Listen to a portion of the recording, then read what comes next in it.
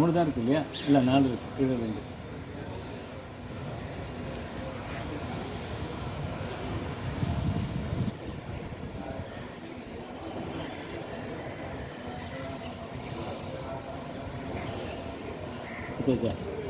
இது ஃபுல்லாக